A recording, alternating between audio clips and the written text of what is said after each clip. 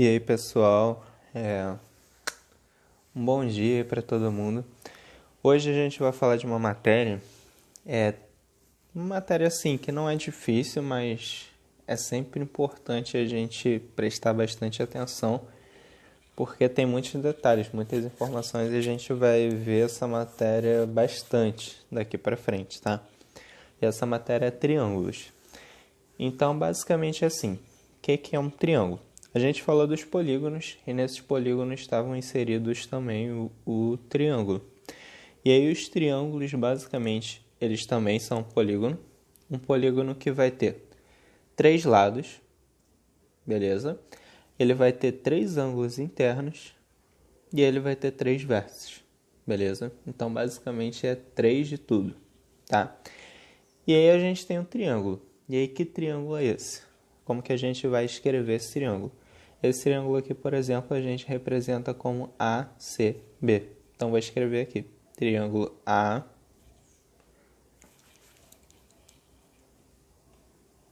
Rapidinho. Deixa eu pegar uma outra. Triângulo ACB.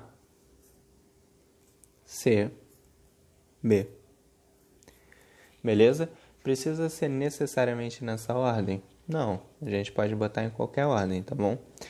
E aí também tem os lados desse triângulo. Então, por exemplo, quais são os lados desse triângulo? A gente tem o lado CA, então vai escrever CA, sempre com a nossa barrinha em cima para indicar lado, tá bom?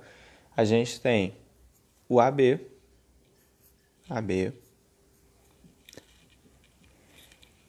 e a gente tem o BC. Então, esses são os 3 lados do nosso triângulo, beleza?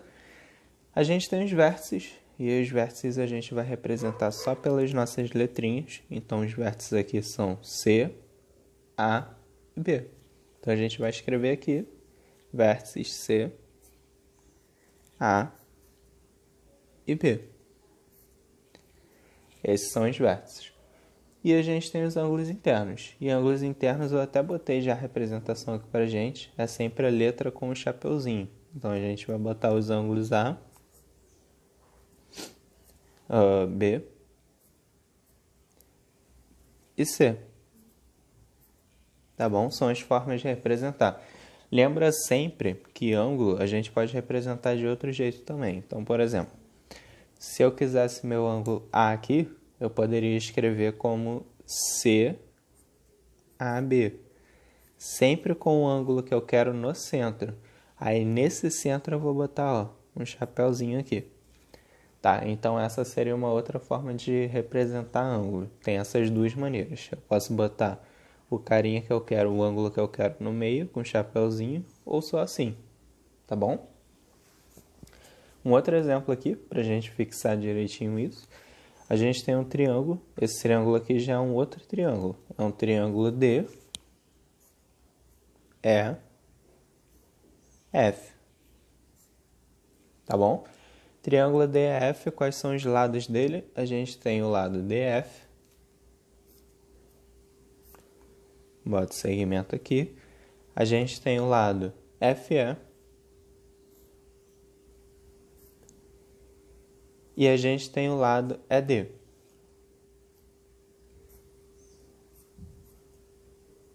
Tá bom?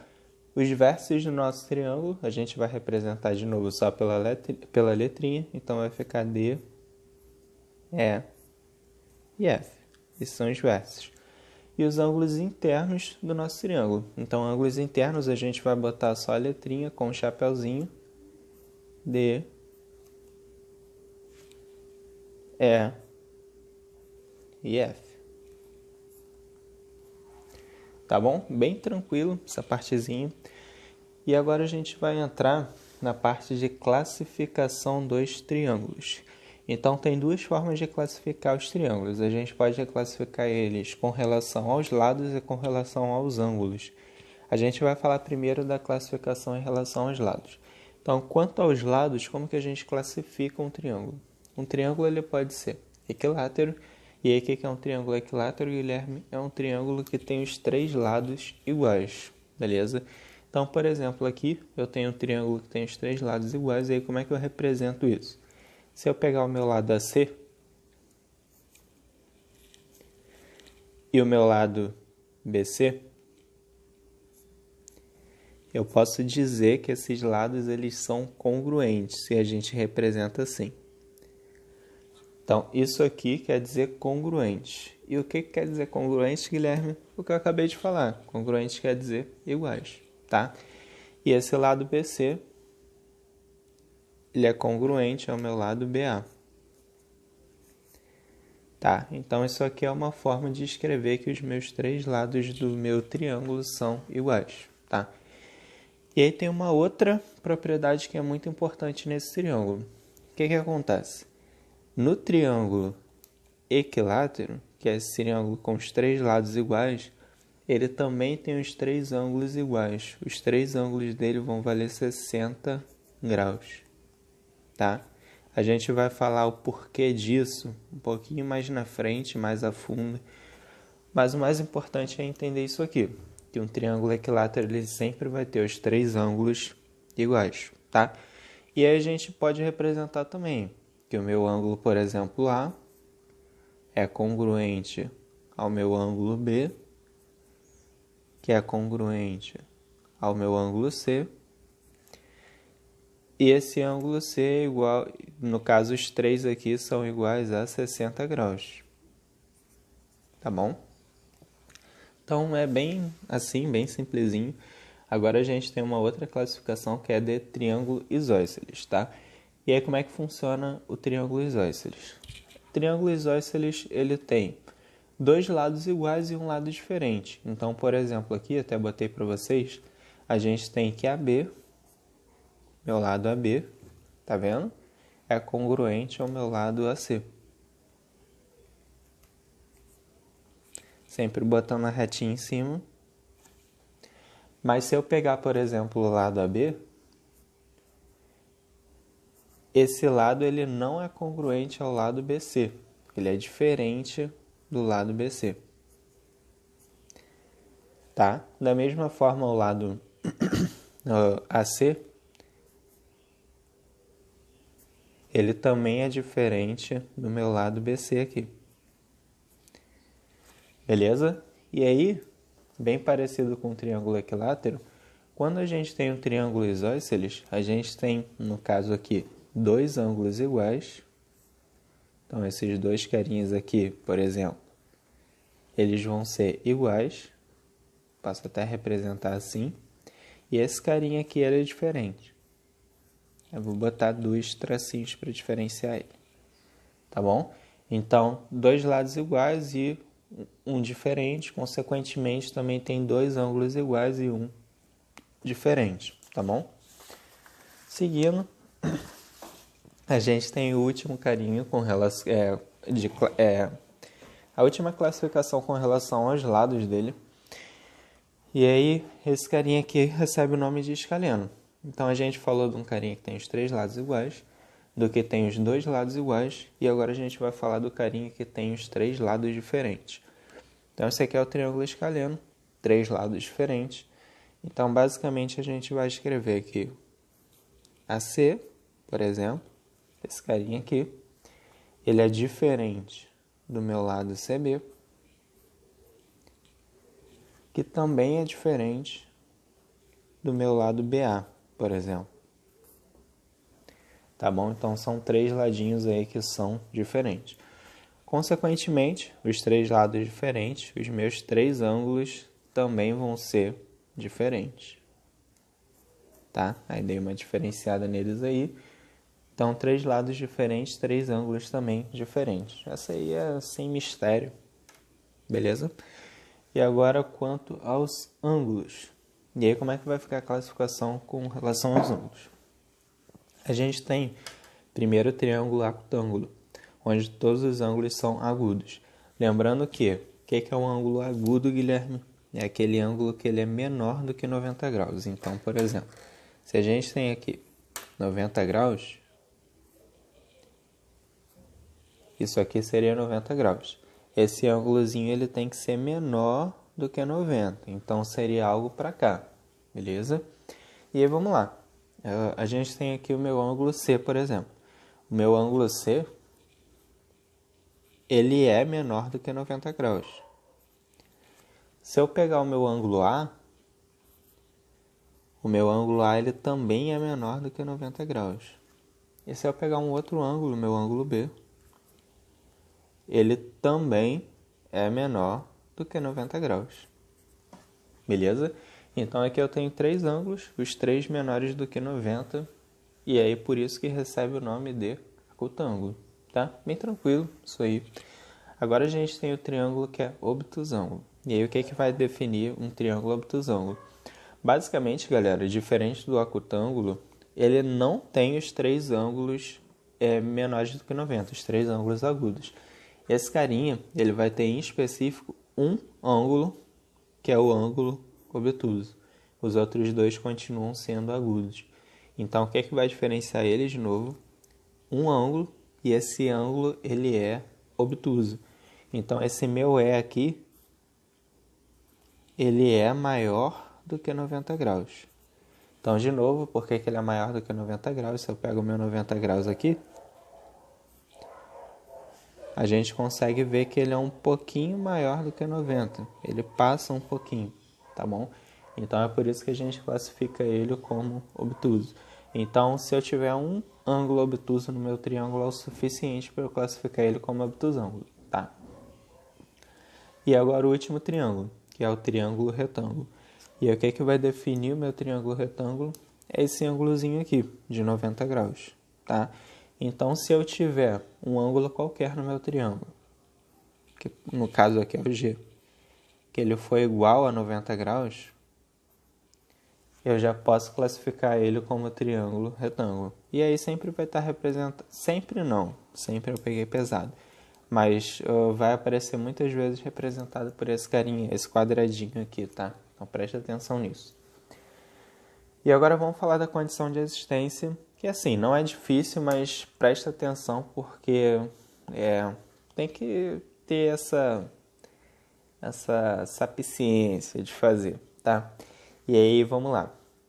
Condição de existência de um triângulo. Então, assim, basicamente eu quero ver se, dado 3 segmentos, eu consigo formar um triângulo com esses 3 carinhas. E aí, como é que a gente vai fazer isso? Vou pegar aqui... a gente quer ver se é possível formar um triângulo com 3 segmentos medindo, respectivamente, 1, 3 e 4, tá? E aí, como é que a gente vai fazer para ver isso, Guilherme? A gente escolhe um lado, por exemplo, 1 centímetro. Escolher um lado, o que a gente vai fazer? A gente vai fazer 2 coisinhas. A gente vai somar os outros 2 lados, então vou pegar 3 mais 4. E aí quando eu somar, esse carinha ele tem que dar maior do que 1. Aí beleza, 3 mais 4 a gente viu que dá 7. Tá, tranquilo. E 7 de fato é maior do que 1. Então esse carinha aí passou no meu teste. Da mesma forma, esses mesmos 2 lados eu vou pegar e subtrair eles. Então eu pego o lado maior e subtraio do lado menor. Então vou pegar aqui, por exemplo, 4 e vou subtrair do 3. Quando eu fizer isso, obrigatoriamente tem que dar menor do que o meu terceiro lado. Então tem que dar menor do que 1. Só que o que acontece aqui? Quando eu subtraio 3 de 4, a gente consegue perceber o seguinte, que 4 menos 3 dá 1. E 1 é igual a 1. Só que o que eu falei para vocês? Que tinha que ser menor. Ou seja, como não passou no meu teste, isso quer dizer que com esses 3 segmentos aqui, eu não consigo formar um triângulo.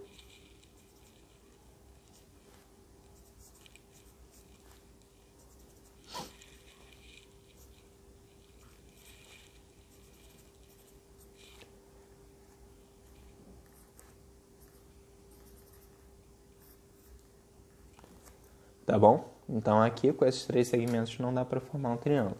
Vamos para outro exemplo. É possível formar um triângulo medindo 2, 3 e 4? E aí vamos lá. Pega um lado, a gente vai repetir o mesmo processo. Então, a gente vai somar os outros dois, 3 mais 4, e tem que dar maior do que esse lado que eu escolhi, que é o 2. Quando eu somo 3 mais 4, isso dá 7. E 7 ele é maior do que 2. Então, passou nesse primeiro teste. Eu vou fazer a mesma coisa, só que agora diminuindo. Então, 4 menos 3, ele tem que ser menor agora. Então, quando soma tem que ser maior. Quando diminui tem que ser menor do que 2. Isso dá 1. E 1 de fato é menor do que 2. Então, no primeiro teste ele passou. A gente vai fazer um segundo teste agora. Então, a gente vai pegar um outro lado, que é o 3, e a gente vai somar os outros dois. Então, quem são os outros dois? 2 e 4. A gente vai 2 mais 4, tem que dar maior do que 3. 2 mais 4 dá 6. E 6, de fato, é maior do que 3. Então, passou. E agora eu vou pegar o 4 menos 2. 4 menos 2, ele dá menor, tem que dar menor, no caso, do que 3. E aí vamos ver se dá. 4 menos 2 dá 2. E 2, de fato, é menor do que 3. Então, ele passou no meu segundo teste. E agora eu vou fazer isso para fechar o nosso terceiro lado. Então, eu vou somar os outros dois. Então, 2 mais 3. E esse carinha tem que dar maior do que 4. E aí, quando a gente soma isso, 5 de fato é maior do que 4. E agora diminuindo. Então, 3 menos 2 tem que dar menor do que 4. E 1 é de fato menor do que 4. Ou seja, com esses três carinhas, sim, eu consigo formar um triângulo, tá? O exercício, ele faz uma brincadeirinha aí, que eu achei bem legal. Livro. Ele pega um papelzinho, tá? Um papelzinho que nem esse aqui. Ele marca os 3 ângulos, beleza? Marquei os 3 ângulos do meu triângulo. Aí vocês vão fazer o seguinte. Vocês vão medir o lado desse triângulo,